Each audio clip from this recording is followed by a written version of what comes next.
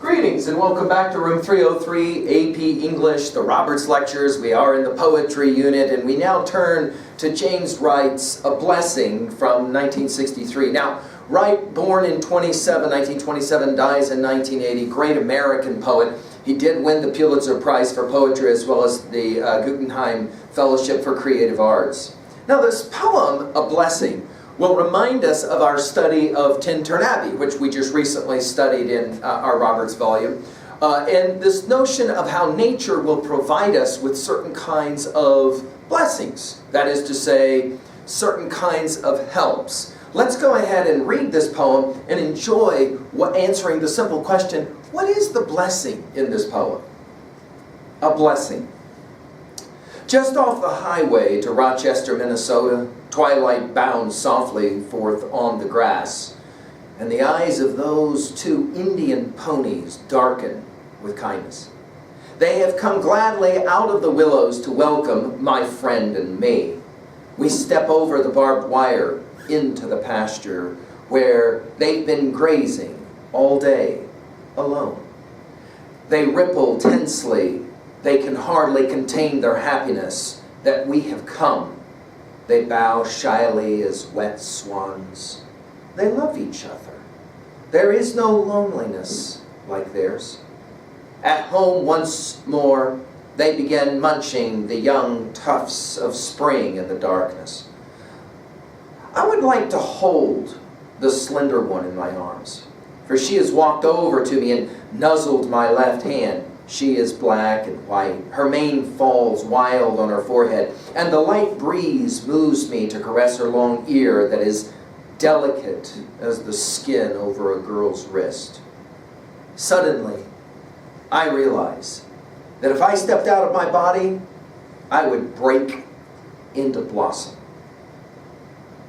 Now, one of the things that's interesting about this poem is that the word blessing, or a blessing, does not actually appear in the poem, and we should put this in our notes.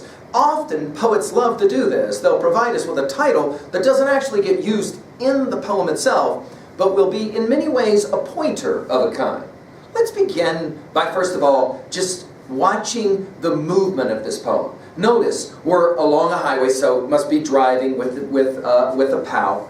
Get out, see a couple of ponies, step across the barbed wire, which tells you that the field that these ponies are in is quite old, and steps up and is ready then to begin the process of meeting these ponies together. And of course, the process whereby they do that is really cool. Notice the similes as well. They bow shyly as wet swans. That's a really cool image, isn't it, right? They love each other. And then there's that great line which will remind us of Whitman's, I think I could turn and live with the animals. Notice he says, there is no loneliness like theirs, right? And then at the very end, reminding us of John Updike's Great Scarf of Birds, a text that we love in AP.